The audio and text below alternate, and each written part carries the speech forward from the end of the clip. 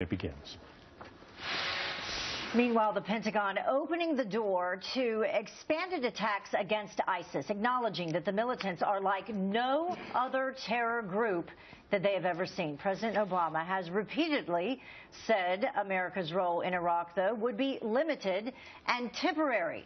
But Defense Secretary Chuck Hagel says the U.S. needs to take a serious look at its strategy. We are pursuing a long-term strategy against ISIL because ISIL clearly poses a long-term threat. We should expect ISIL to regroup and stage new offensives. And the U.S. military's involvement is not over.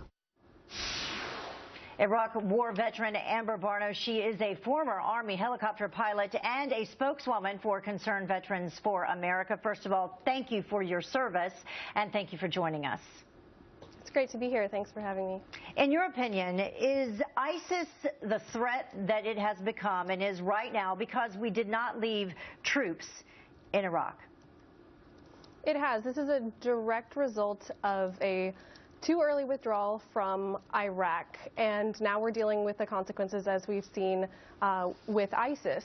President Obama himself has said that there's no place for a group like ISIS in the 21st century, and I could not agree more. This organization needs to be destroyed. So now what we need is we need strategy, we need leadership, and we need action to accomplish the mission in Iraq. So what should that strategy be moving forward? So the U.S. military is the only fighting force that can effectively destroy ISIS.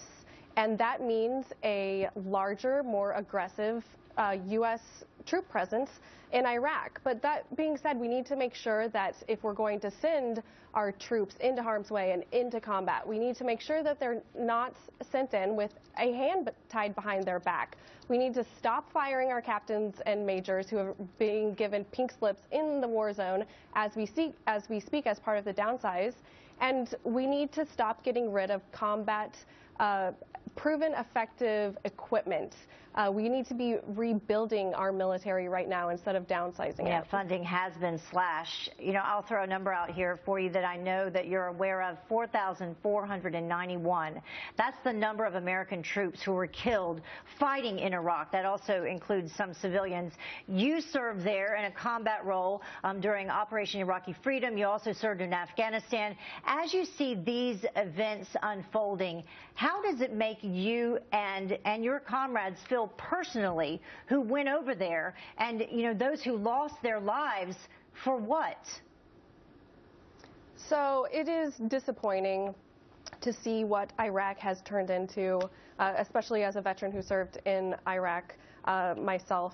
We, as a military member and as a veteran looking at it, we need to look at it in terms of completing the mission. And in terms of ISIS, we need to make sure that it is destroyed. We need a long-term air campaign and ground strategy that is going to defeat ISIS. We need to send a clear message to them that there is no border or boundary that they can hide behind.